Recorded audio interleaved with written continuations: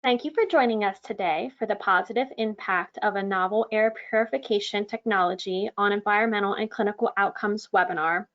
We're going to get started with the webinar now. If you have questions throughout the presentation, please use your question box in your control panel to ask your questions.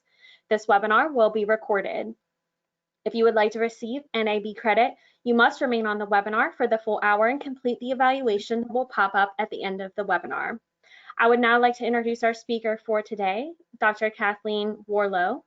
Dr. Warlow, founder and CEO of LifeAire Systems, received her doctorate in anatomy and cell physiology from the University of Virginia School of Medicine and completed her postdoctoral fellowship in reproductive physiology and infertility at the University of Pennsylvania School of Medicine.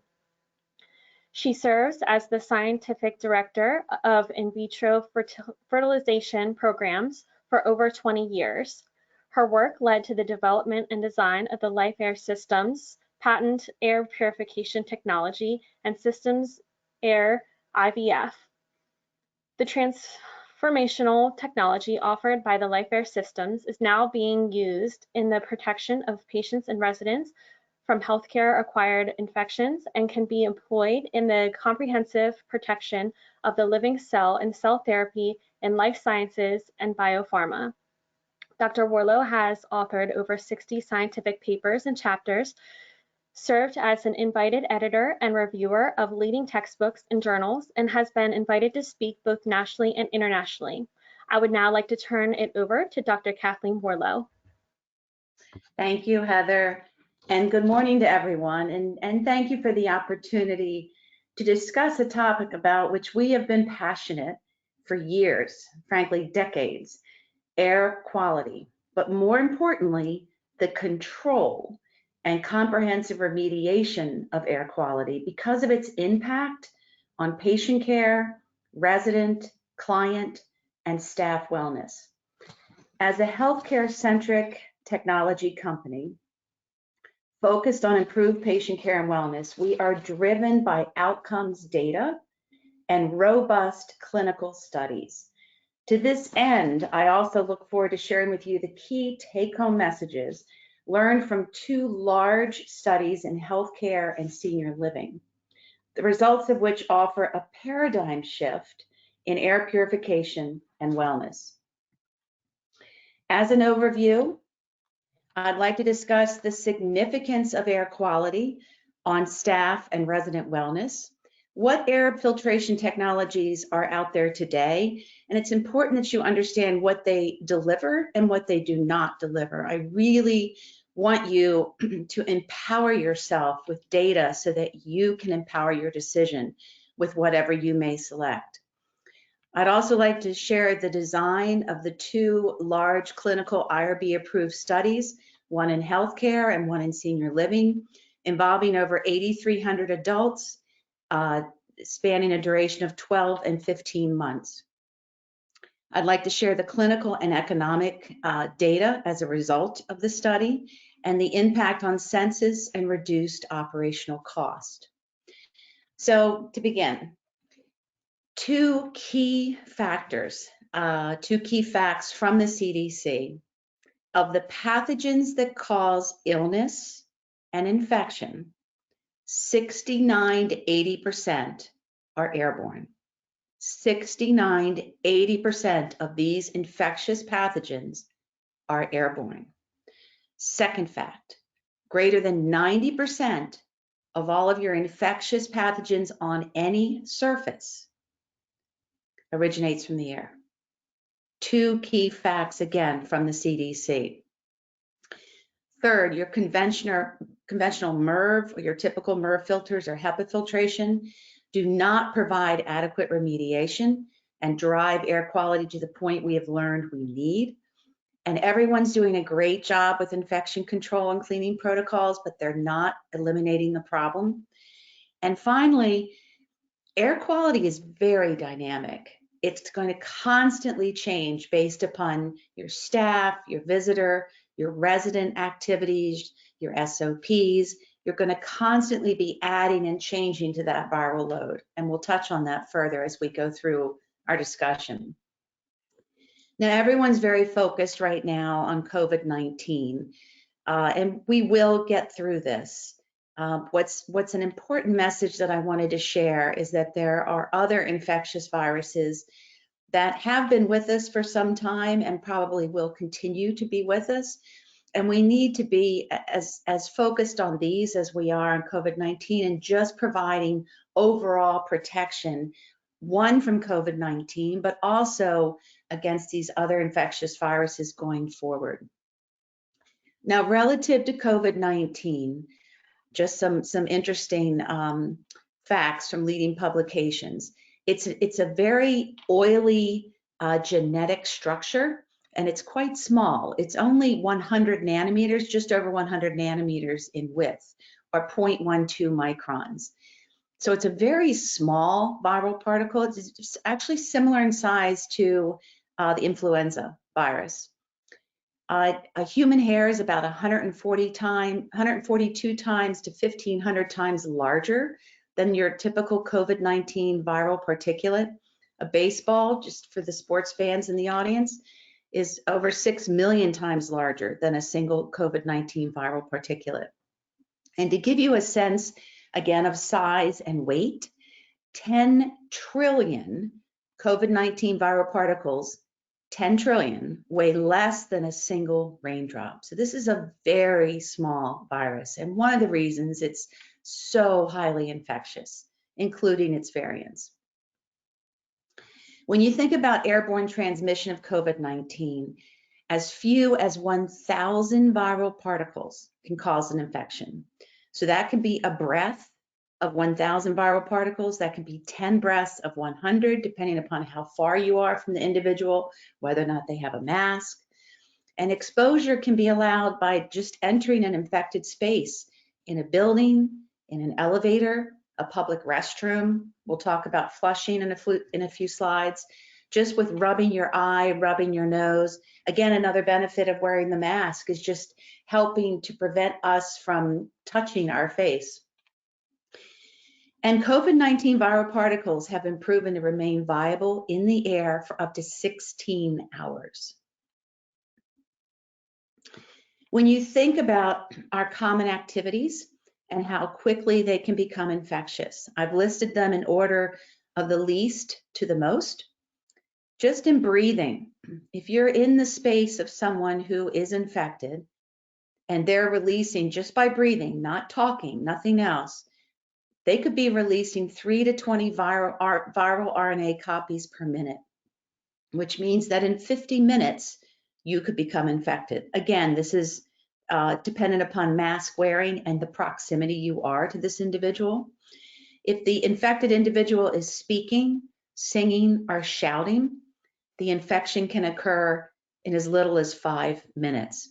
Another important factor is just with breathing, the viral particulates are actually typically low velocity, and they're going to fall to the ground within 6 feet. And why they have, one of the reasons they have this 6-foot social distancing guideline. But if somebody's speaking to you, singing, or hopefully not shouting, the particles they accelerate their velocity. They can actually travel up to 15 feet. So it's something to consider when you're out in a social situation. Coughing, you obviously accelerate everything. Just one cough can expel 3,000 droplets. They can travel up to 50 miles per hour and can travel up to 19 feet. Toilet flushing, someone infected with COVID-19, they obviously have found viral RNA in the fecal material. Just by flushing, the toilet plume, as they call it, can generate up to 8,000 droplets. Sneezing, the highest rate, 30,000 droplets expelled, can actually, their velocity can be 200 miles per hour and travel up to 26 feet. So just to give you a sense of some of our most common activities and how this virus is so infectious and can impact so many of us. As far as the viability of the virus on different surfaces, on cardboard, it can remain viable for about a day. On cloth and glass and check notes, 2 days. Steel and plastic, up to 7. So again, and also within it, the virus prefers colder temperatures. So, you know, a year ago, we were all wiping off our groceries before putting them in the refrigerator, which remains not a bad idea because the virus can actually sustain viability for longer periods of time, again, at colder temperatures. So just sharing some of those most recent facts from literature, it's really critical to completely remediate the air serving our buildings and our residential spaces. So what air filtration technologies are available today? Your in-room units. There are a plethora of in-room units that are available. The concern with in-room units is that they filter the pathogens once they are in the space and therefore already a threat to the occupants. And because they're only filtering the pathogens within the space, you have infectious pathogens entering the room via your air handling system. And again, we've mentioned this earlier, the level of air quality is extremely dynamic. And as your staff, your visitors, your residents are continuously entering and leaving particular spaces, they can be adding to the viral and bacterial loading just by breathing, talking, just shedding from our skin. In addition, some of the in-room technologies, many of them, make claims as to how quickly they can remediate COVID-19 or some other common viruses. And most say they may take anywhere from 30 to 60 minutes to remediate these viruses. But of concern, in addition to this time, the length of time that it takes, is that many of these studies are performed in a sealed test environment. So it's not a real world situation. It's not a real world situation where you have varying airflows within a space, you have people coming and going. It's a sealed, almost artificial environment, if you will. And again, this is part of the empowerment, is to ask, when they make claims, ask for the third-party independent peer-reviewed studies. And how are they performed? I mean, how do they make these statements? And that's very important. It's also important that the studies be conducted in a space similar to yours. The in-room units only move a very small volume of air, so it's difficult for them to protect areas in large spaces. And many of them use either a MERV or HEPA filtration to capture some of the viruses and bacteria. But as we'll discuss in a few minutes, the capture model, when you capture infectious organics, they can continue to grow. So wherever that final filter is, those organics can continue to grow in the space you're trying to protect. UV, ultraviolet light, not a new technology, very well established that it absolutely can kill COVID-19 and other viruses. However, I can't emphasize enough that not all UV is effective UV. You really, to effectively use this technology, you need to comprehensively include all of your HVAC or your air handling metrics, all aspects of the space you're trying to protect, so that you know you're delivering the proper kill of these targeted organisms.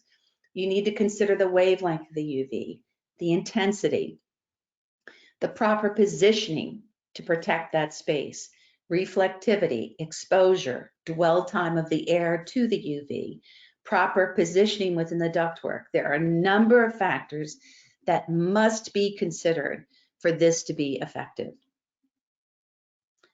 MERV and HEPA filtration. So MERV filters are rated anywhere from 1 to 16. Some rate them higher.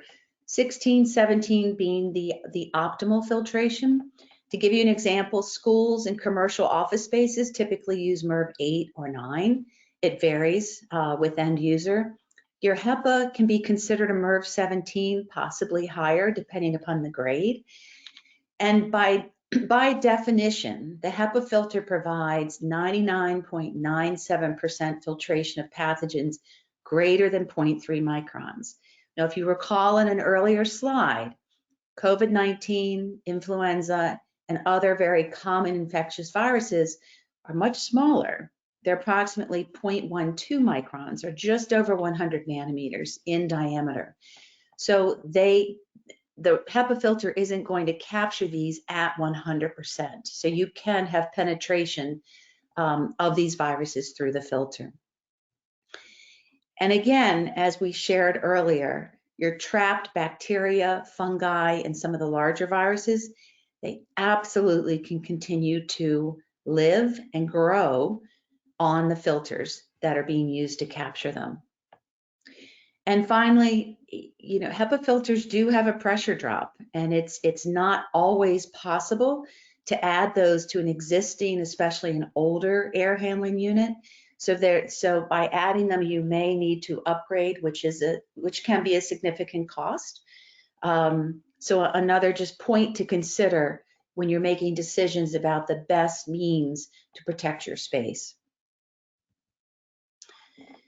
So I show this. My clinical practice personally suffered the consequences of using HEPA and ALPA filters to protect our critical clinical space. We had ALPA filters which were actually bathed in UVC light, and I personally swabbed the filter just as a, you know, quarterly QC. And I was shocked to see the growth of bacillus spores. Bacillus are often found associated with soil. So it was probably from outside construction of the hospital. But these spores were captured by the ALPA filters, but they continue to grow. So the organics that are captured by size, and again, a HEPA filter is typically, it'll capture 0.3 or greater. It can also capture smaller particles as it becomes, as they say, loaded or dirty. But as the organics are captured, they can continue to grow. They need two things to grow: food and water. Food can be the other organics themselves, sometimes the matrix of the filter itself. Water is simply humidity in the air. So the point of this is that you're capturing these infectious organics right above the space you're trying to protect, yet they can continue to grow and proliferate above that space, enabling them the potential of entering your space. And again, all of your chemical pathogens, your volatile organic compounds or VOCs, are going to pass right through that HEPA or ALPA filter, and some of your smaller viruses as well. Just the last point on HEPA filtration. We see this far too often. This was an image taken by my colleague in inspecting an HVAC system. And this image is in the ductwork, and it's downstream of their final HEPA filter. Right after this, right after the curve in the ductwork, is the clinical space that they assume they are protecting. This green glow is actually aspergillus. Aspergillus is responsible for a number of illnesses among all of us. And aspergillus is actually large enough to be captured by a HEPA filter, but what can happen is some of the cells of the fungal spores can shed and pass through, and that's exactly what happened here. So again, their final HEPA filter is upstream of this, and these aspergillus fungal spore cells pass through and are coating the ductwork en route to that clinical space. PCO, again, not a new technology. It basically consists of UV light and a photocatalyst. So it uses a catalyst called titanium dioxide to function. The concern that we have with catalyst is that catalyst can degrade over time. So as your catalyst degrades, so can the effectiveness of your air filtration technology. Some PCO products form byproducts, and they're not completely effective in significantly reducing pathogen concentrations and typically require a longer exposure time for effective remediation. And again, much of the data supporting their claims comes from a sealed environment versus real world application. Again, you want them to show you data that's typical in your space. Needlepoint and bipolar ionization, again, not terribly new technologies. And both of these approaches use charged ions to attach to the pathogens and then making them larger. And then you need a final filter, preferably a HEPA filter, to capture those charged and larger conglomerates. Also, some of the ionization will inactivate some of the infectious pathogens, but again, a lot of these claims are absent of rigorous and peer-reviewed studies showing their effectiveness in, real world as used conditions. Some of these products can produce harmful ozone. Some have been shown to produce aldehydes, which can be toxic to us, and carbon dioxide as byproducts. And most of their test data shows that it requires a 30 to 60 minute exposure of the air to the technology to drive it to a 99% kill. And finally, a recent statement by a representative of ASHRAE actually claimed that when you look at the natural decay of pathogens, this technology was only 20 to 30% more effective than the natural decay, or as the pathogens become non-viable over time, that it was only 20 to 30% more effective. So in addition to being driven by and focused on improved patient care, resident care, staff, and client wellness, we are absolutely driven by data. So as I'll share in these two very large clinical studies of over 8,300 adults in senior living and a healthcare setting, two separate settings, again, it's important to ask for the third-party peer-reviewed data in real-world situations. You want to look at technologies that have been proven, again, in a space similar to yours, not in a sealed box that won't exist in real life situations. So the technology that we're going to describe today was designed to kill the anthrax spore. And I'll explain later why we chose the anthrax spore. Fortunately, we weren't concerned about it or its presence, but we chose it because it's the most difficult biological to kill. And if you're able to kill the anthrax spore, you provide a 9-log reduction, or 6 log is sterility. So a 9-log reduction of all of the other airborne infectious bacteria, fungi, and viruses with which we are concerned. We wanted the kill of the anthrax spore tested and verified by the National Homeland Security Research Center. So it is their data that we use when we describe the kill and the kill of other infectious pathogens. Another important thing is that not only do we want to remove COVID-19, all airborne COVID-19, but frankly, all infectious pathogens. We want to kill or remove those completely in a single pass of air through the system. So there's a number of technologies we've talked about require 30 to 60 minutes to drive COVID-19 and some other viruses down to a 99% kill. We want whatever air enters our system, and we're actually in the ductwork, we're not in the room, we're in the ductwork. Whatever air enters our system, it will not leave infectious. It will have complete destruction of those airborne bacteria, fungi, and viruses.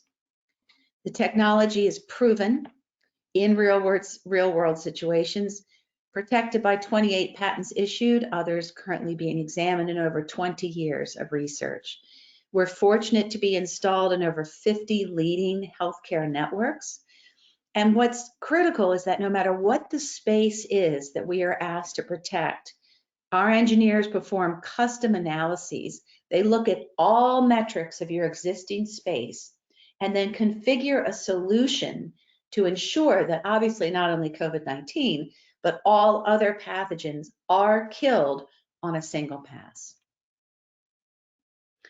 So why do I mention single pass? Why is this so important? So This is our system in the ductwork. And again, whatever enters the system will not leave infectious. So our technology penetrates the cell wall or the plasma membrane of all bacteria, viruses, and fungi and destroys the associated RNA or DNA.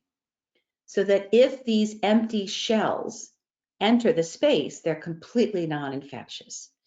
So we want to ensure that any air crossing through this final diffuser into your space is completely devoid of infectious pathogens. And again, any individual entering the space is going to constantly add to the viral load or the bacterial load being recirculated.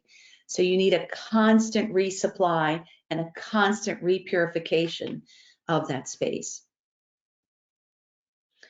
Again, because of its proven kill against the anthrax spore, our technology provides a 9-log kill of some of the more common airborne bacteria with which we are concerned: MRSA, C. diff, Pseudomonas, Legionella, Aspergillus, TB, Staph, Strep, Mycobacterium. This is just a short list of some of your more common infectious bacterial spores that can impact illness and infection. On the viral level, again, just a short list of some of the more common viruses that are highly infectious. And as you'll note, many of these are quite small. The coronavirus, SARS in the past, fortunately, influenza, actually smaller than COVID-19, adenovirus, norovirus, very small. And again, your typical HEPA filtration system will capture 0.3 microns or larger, and many of these are quite smaller. Some will be captured by HEPA filtration, but by no means 100%. So by our kill approach and delivery of kill against the anthrax spore, this is why it was important to us to make sure that all of these, no matter what their size, were remediated. So as we shift gears into the studies, just to provide a backdrop of information, some of the infection trends that have been documented in the literature, and I'm sure that each of you know far better than anyone, infections, unfortunately, and illness are very common among the residents, typically including your respiratory tract infections, urinary tract infections, skin and soft tissue infections, are probably the most endemic of the group. The outbreaks can occur very quickly and very frequently, often with influenza A or GI infections, and unfortunately SARS-CoV-2 and some of its variants. And then there are also some residents have a high frequency of colonization with antimicrobial resistant organisms, making them far more difficult to kill. Additional concerns with air quality, publications have demonstrated cognitive decline associated with this, the level of air quality, and increased incidence of stroke, as well as decreased mental well-being. And we'd be happy to share any of these publications with you. So moving on to the studies, personally, one of my favorite aspects. 2 studies were designed and went through IRB approval, review of the protocol by multiple individuals, one in a healthcare setting, medical surgical setting, the other in a senior living facility setting, long-term care. So we focus on the senior living clinical study. There were 2 floors, both memory support floors, and each being served by their own air handler, which is quite typical, followed by HEPA filtration. On the one floor, on the study floor, the LifeAire system was installed downstream of the air handler and the HEPA filtration and served to protect the entire floor of this facility. All of the environmental, clinical, and economic metrics were compared between the study floor and the control floor. Again, the control floor is your typical air handler, followed by HEPA filtration. This is actually an image of the unit. It's an all-weather roof type image that will serve to support the entire floor. On a monthly basis, we conducted airborne pathogen analysis in many of the areas on both floors, the resident rooms, the resident bathrooms, the community activities where they conduct a lot of their daily activities, the dining area, the nursing administration area, the corridors, the walkway support in the corridor. We collected airborne bacterial and fungal loading specific to each of these areas during operation on the study floor as well as the control floor. And to give you an example, this is the most aggressive and comprehensive air testing that can be completed.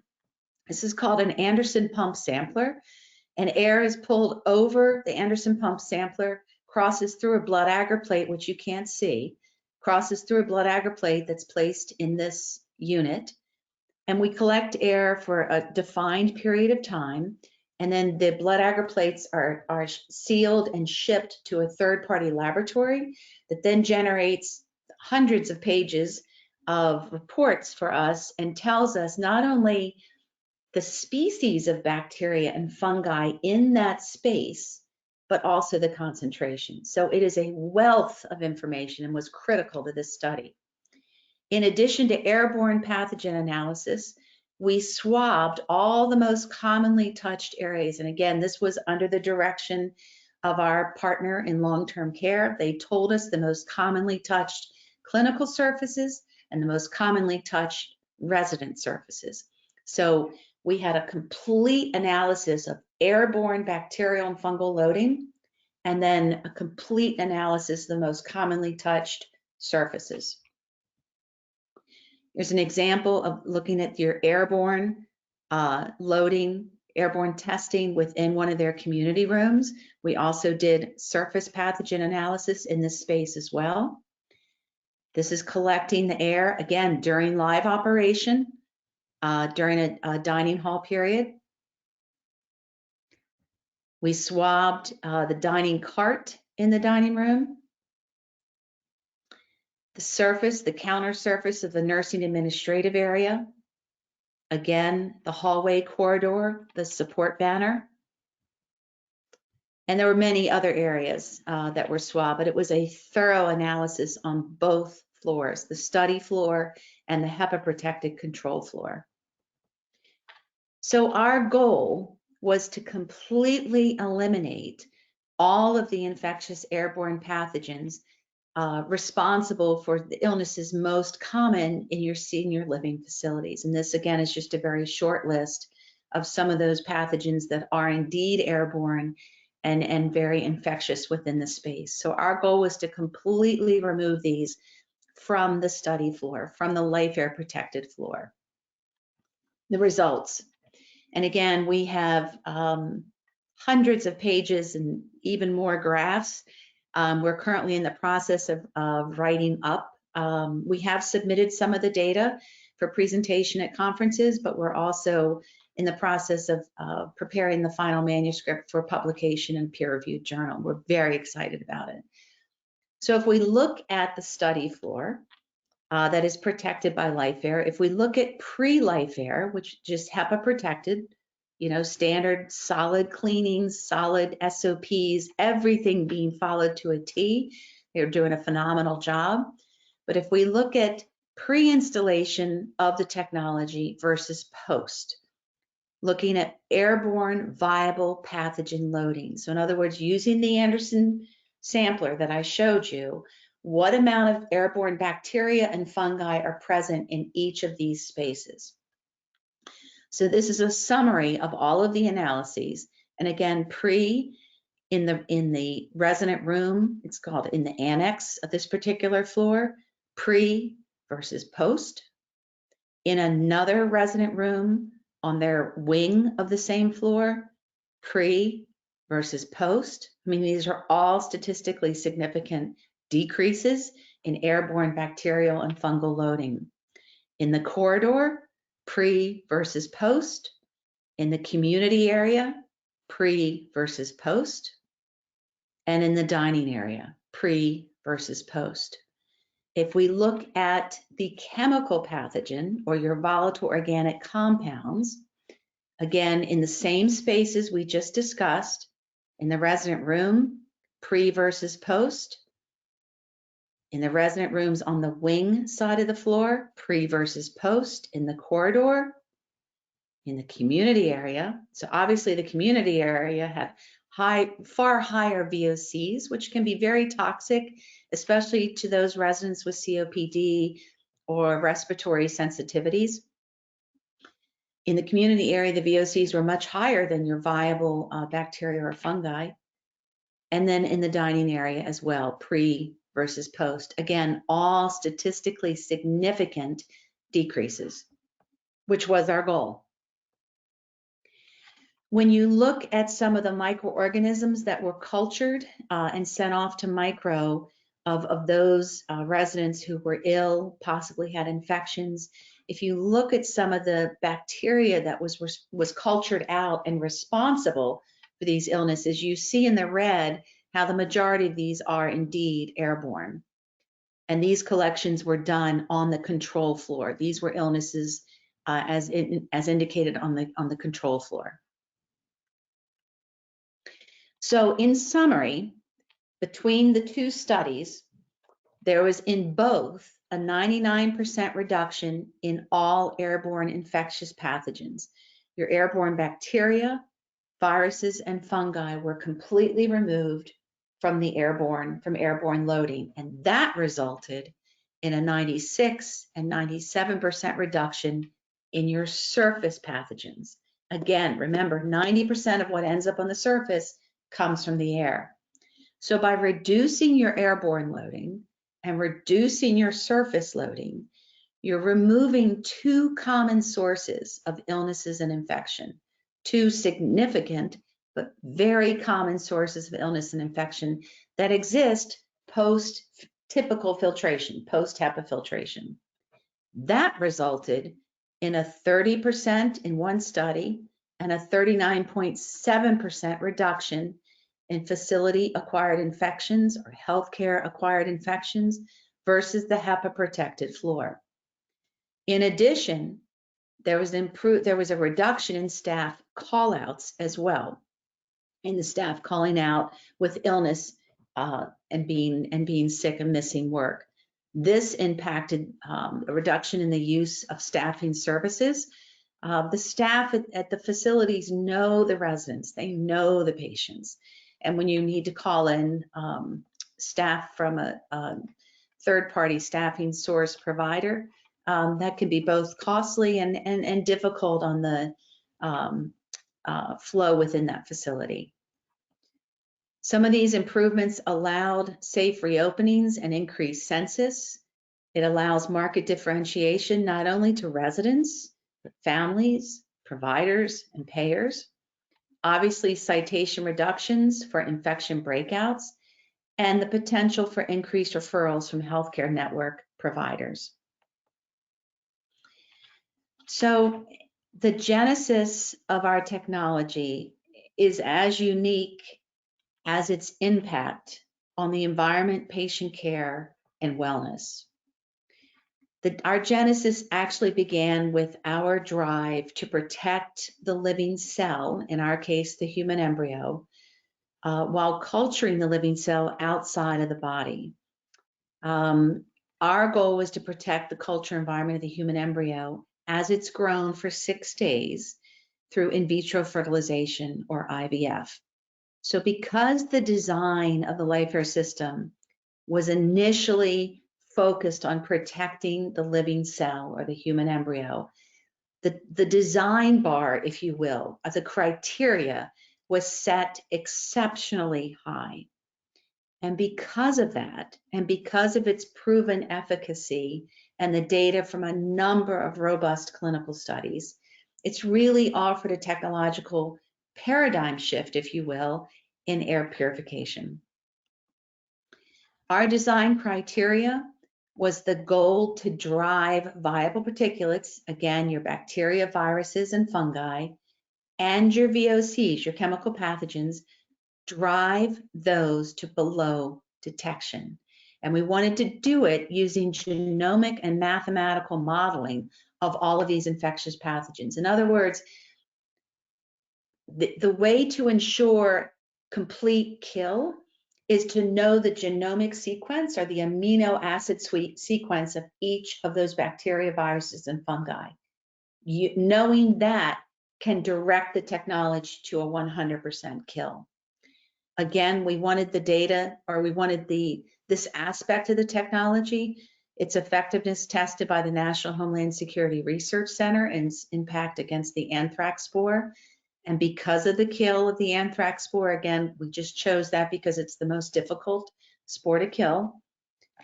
The system delivers a 9-log reduction in the pathogens with which we have much greater concern that are in existence today.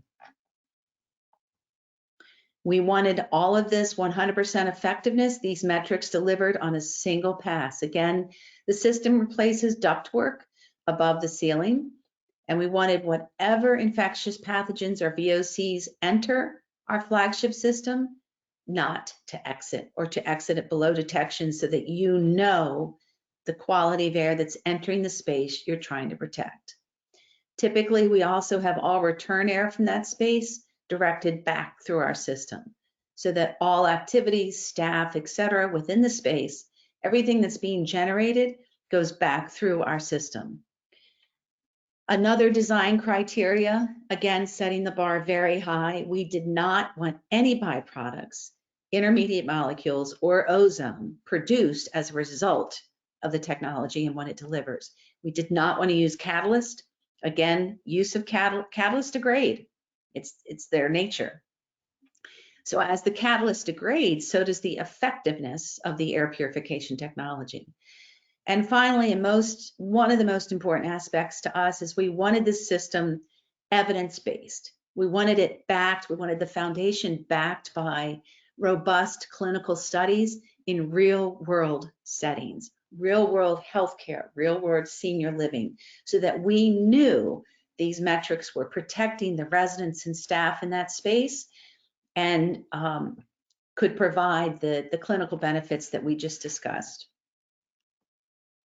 We're fortunate to be installed in over 50 leading US medical centers, including some local healthcare networks, leading healthcare networks such as St. Luke's University Health Network, but in addition, Mayo Clinic, Stanford, Northwestern, University of Connecticut, University of Iowa, Yale, Duke, UCSF, Wake Forest, University of Massachusetts, and others.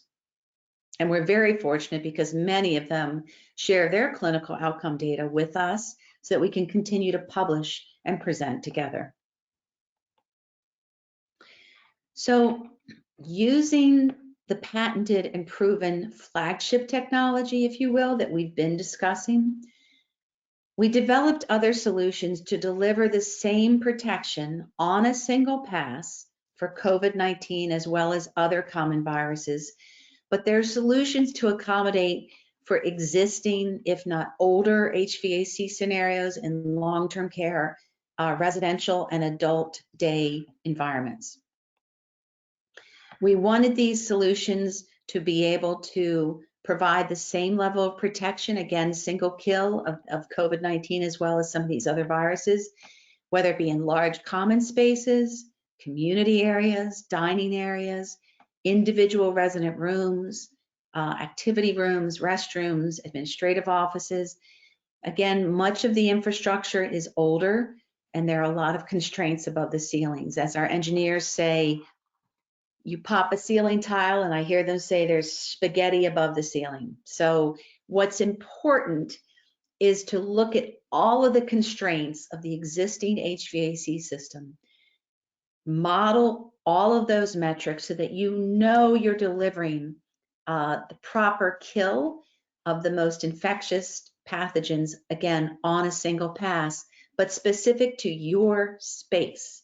There is no one solution that fits everything, and that's why we develop some of these other products based upon our flagship system.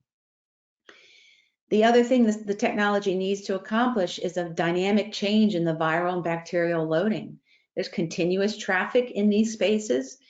Again, as we talked earlier, every breath, every conversation, if they're singing, coughing, sneezing, flushing activities, they all can add pathogens and viral loading, bacterial loading to the air on a very dynamic pattern. So you want to provide protection, allow a safe reopening, improve census, reduce staff sick days, and improve resident wellness. I mean, our company is all about wellness, patient care, and resident care.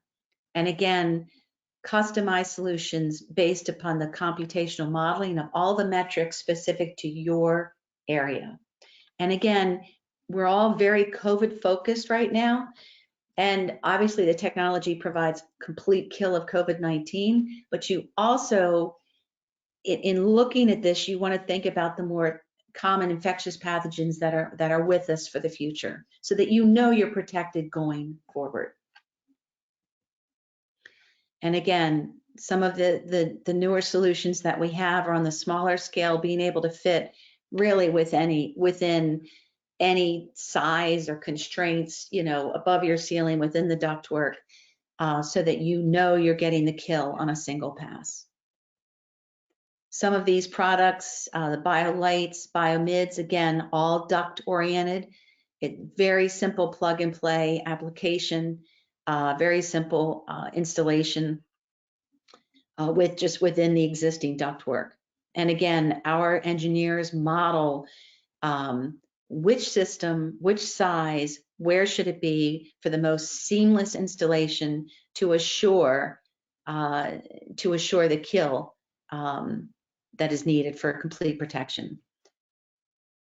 The protection can span from very small spaces to much larger spaces. Again, it's all about the modeling and looking at air velocity, the ductwork structures, what else is above the ceiling, etc. So, as a summary, our genesis began in the protection of the living cell, specifically the human embryo. And because it was designed specific to the human embryo, the bar, the design bar, the criteria bar for the development of this technology was set extremely high, which has allowed us to have a very proud presence and proven presence, not only in healthcare, but also now in protecting those residents and the staff within senior living.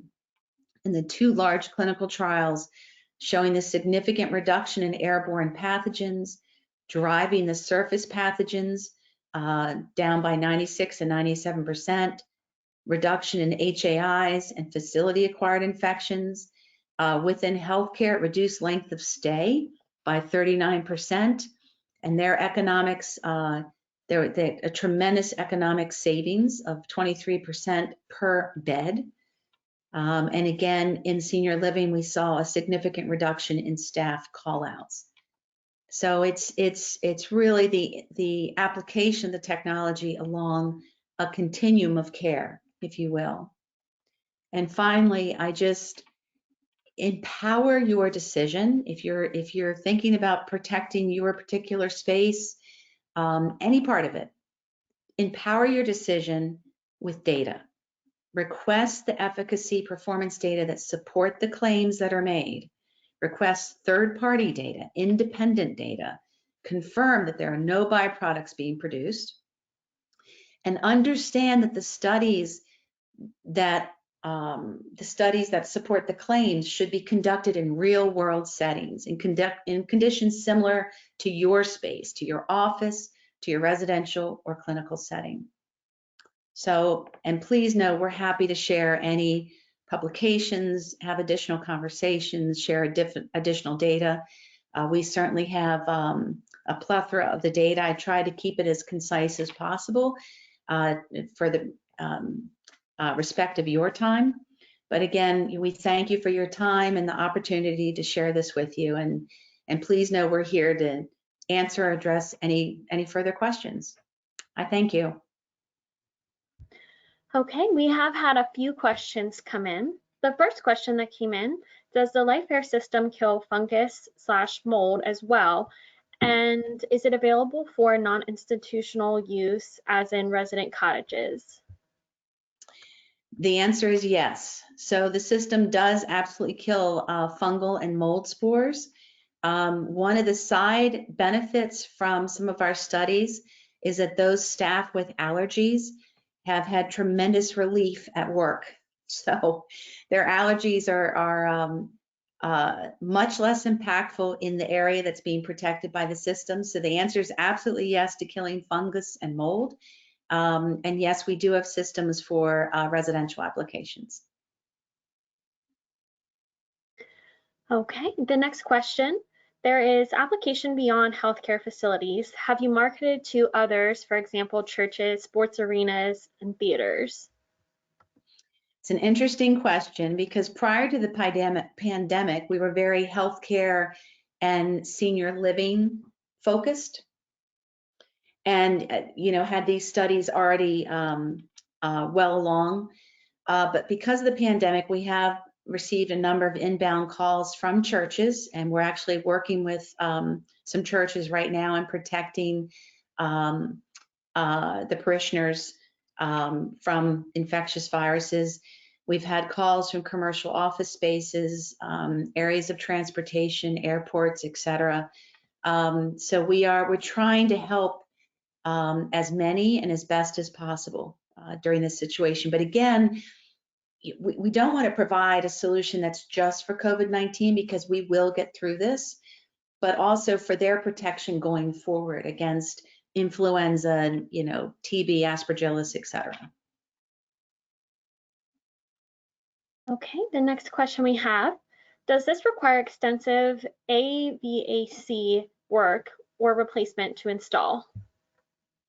So it depends upon which solution is best for your space. If it's some of the newer products that we've developed, those are literally plug and play. You just cut an opening in the appropriate ductwork and install them, and you just need connection to power. If it's the HCX system, which was used in the healthcare setting and the senior living setting, that's downstream of the air handler. It has a very low pressure drop. And for some of the older air handlers, depending upon the specs or the metrics of the air handler, it may or may not have to be upgraded with a booster fan. But again, it really depends upon which model solution is best for your space. And our engineers can walk you through all of that.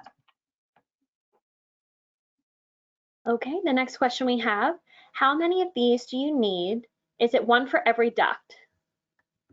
No, it's not. Again, that's a very good question. It's all part of the modeling. So our engineers will look at the total size of the space you're trying to protect. They'll look at your existing ductwork, your existing air handler, your air changes per hour, everything. And then they'll recommend you'll need one system in this ductwork, you may need another one over here, but they will model it so that you'll have complete kill in that space. But it's not one unit per duct at all. It's far less than that. Okay, the next question we have, can people be in the room when the unit is on? Yes, absolutely yes. That's one reason we designed it the way we did, because we didn't want to disturb the use of the room or lose the use of the room. And the system is passive.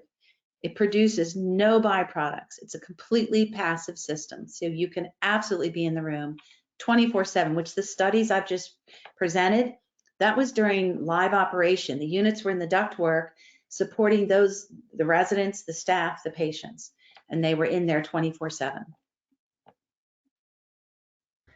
Okay, it looks like that is all the questions we've received at this time. This is going to conclude the webinar for today. If you do have additional questions, you can see Dave's contact information is on the screen. You can also reach out to us here at LeadingAge PA, and we will pass those questions on to Dr. Warlow, or we'll pass them on to Dave. You will receive a follow-up email that will include the recording from today's webinar. Again, if you'd like to receive NAB credit, you must complete the evaluation that will pop up when the webinar ends. I would like to thank our speaker, Dr. Catherine Warlow, and also thank everybody for joining us today. Thank you. Thank you, Heather. Thank you, everyone. Stay safe and well.